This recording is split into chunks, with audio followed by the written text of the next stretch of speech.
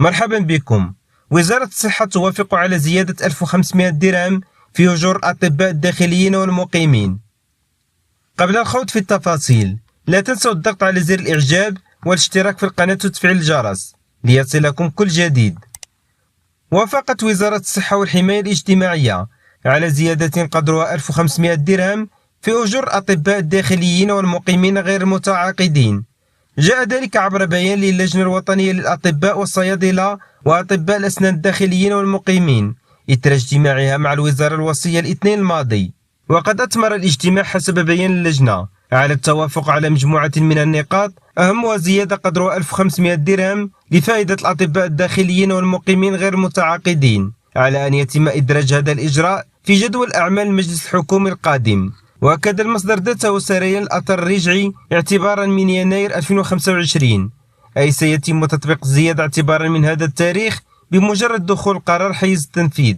وعلاوة على هذه النقطة، أفاد البيان بأنه ستجرى تعديلات على نظام التعويضات، حيث من المقرر أن يتم دمج الأطباء الداخليين والمقيمين في نظام الأجر المتغير فور تفعيله في المجموعات الصحية الترابية، وهي مؤسسات عمومية تتمتع بالشخصية الاعتبارية والاستقلال المالي، ويتم إحداثها بكل جهة من جهات المملكة، وذلك بموجب القانون 2208 بهدف تحسين الحكامة الصحية وتحسين الولوج إلى الخدمات الصحية والرقي بالتكوين في المجال.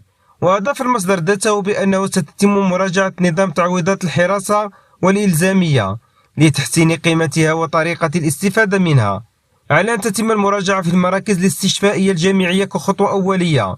كما جرى التوافق وفق البيان على تقليص مدة التعاقد بالنسبة للأطباء المقيمين المتعاقدين، والمحددة حاليا في 8 سنوات، مع الحرص على استمرارية العرض الصحي العمومي وضمان العدد الكافي من الأطباء المتخصصين، مع التأكيد على أن الحسم في هذه النقطة سيتم بناء على دراسات إحصائية من طرف وزارة الصحة، بالإضافة إلى اقتراحات اللجنة الوطنية بشكل يضمن الحاجية الاستشفائية الوطنية من الأطقم الطبية المتخصصة لضمان مبدأ التكافؤ بين الأجيال. كما تقرر أن يستفيد كل من الأطباء الداخليين والمقيمين غير المتعاقدين من نظام التأمين الإجباري على المرض آمو، بالإضافة إلى إدراجهم في منظومة الحماية من حوادث الشغل والأمراض المهنية. أما بخصوص الوضع الانتقالي، فقد أفاد البيان بأن الوزارة ستعمل على صياغة كافة السيناريوهات الممكنة لهذا الوضع، على أن يتم عرضها على اللجنة للتوافق على الصيغة الأنسب. كما تقرر تنظيم المباريات القادمة للداخلية والإدارية بعد صدور المرسوم بصيغته النهائية لضمان الوضوح القانوني وتكافؤ الفرص قبل اجتياز المباريات.